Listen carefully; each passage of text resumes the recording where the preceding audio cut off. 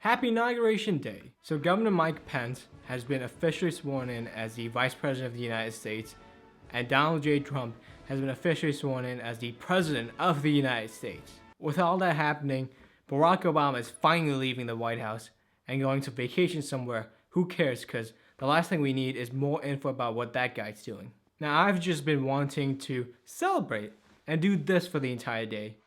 Put your hands in the air as you jump up and down. Then you bob side to side, then you turn around. Then give yourself a high five. But then an idea came to me. This was the year the left lost. Lost big league. So I just came up with some kind advice for the left. And I know it's probably to the right's benefit for me to keep my mouth shut, but I believe in good, solid, rational opposition. And only within the realm of fighting ideas do we get the best of ideas. So I've compiled a list of the reasons why the left lost, and those days are firmly gone. Just for some clarification, by left I don't mean liberals or Democrats, I mean the progressive left, the hard left, which loves to divide people based on race, gender, class, and sexual orientation. Gone are the days where free speech is under attack because Americans want to speak freely and be heard. Gone are the days of microaggressions because what's micro should stay micro. Gone are the days of trigger warnings because if veterans can deal with PTSD without them, red-headed feminists don't need them either.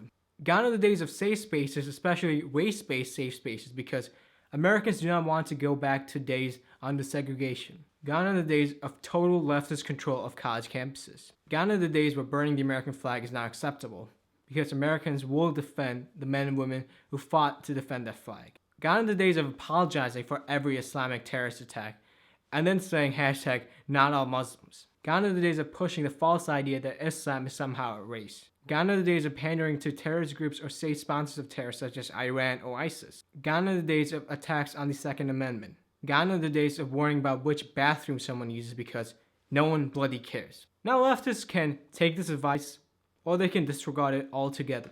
I don't really care. They can keep on violently rioting just before Inauguration Day. They can keep on dancing with dicks just outside of Mike Pence's house. And they can make women feel left out at a women's march simply because of the color of their skin. But that's their decision. This is just a bunch of helpful tips if they want to stay viable in the political sphere. Until that day, cheers to a successful Trump presidency. But we are transferring power from Washington, D.C., and giving it back to you, the people. This, the United States of America, is your country. January 20th, 2017 will be remembered as the day the people became the rulers of this nation again. The forgotten men and women of our country will be forgotten no longer. The oath of office I take today is an oath of allegiance to all Americans. It's going to be only America first. America first.